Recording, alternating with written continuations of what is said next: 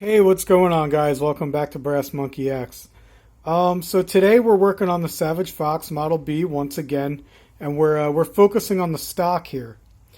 If you guys aren't familiar with the Savage Fox Model B project, you can head on over to my homepage and check out my playlist. There's a whole playlist on all the work we've done so far.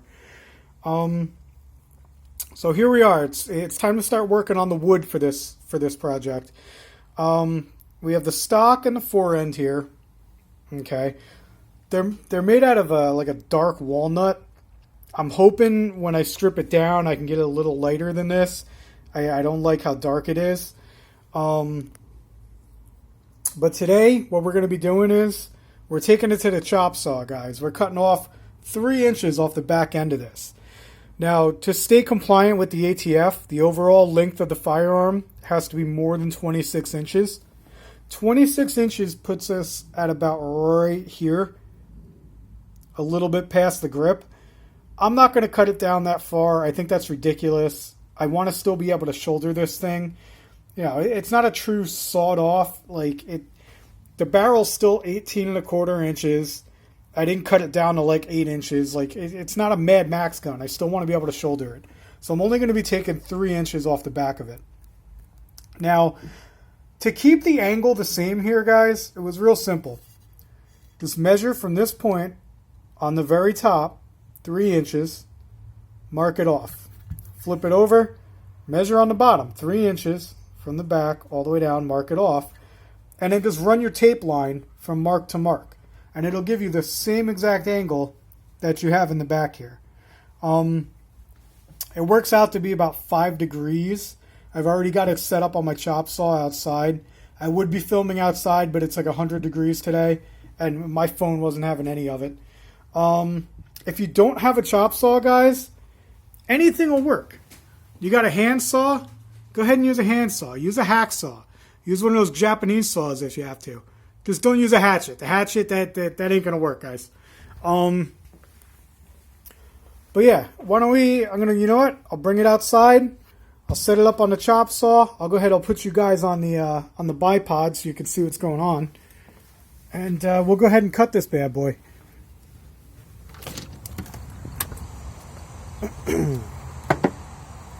All right, here we are, guys. Here's the chop saw. It's a Black & Decker Firestorm. I've had this thing for like 20 years now. Thing works great. No complaints about it whatsoever. It's the 10-inch. So let's get you set up here. Put you in the tripod. Alright, like I said, the angle's already set up, so all we got to do is put it in there and cut it. Be careful when you're doing this, guys. You don't want to lose a finger. Just be cognizant of where your fingers are at all times. And you go ahead, make sure the angle's still right, which it is. I'm going to line it up here.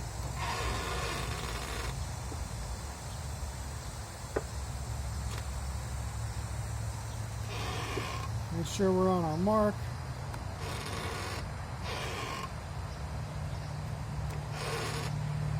That looks pretty good, and then we're just going to go ahead and cut away.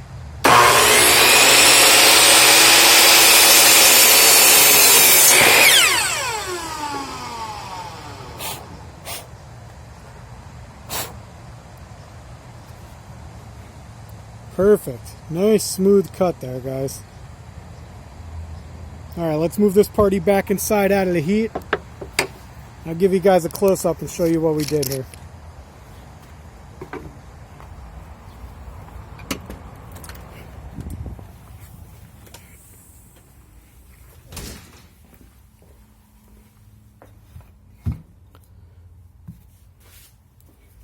Alright, guys, we're back on the bench. So, we took our 3 inches off.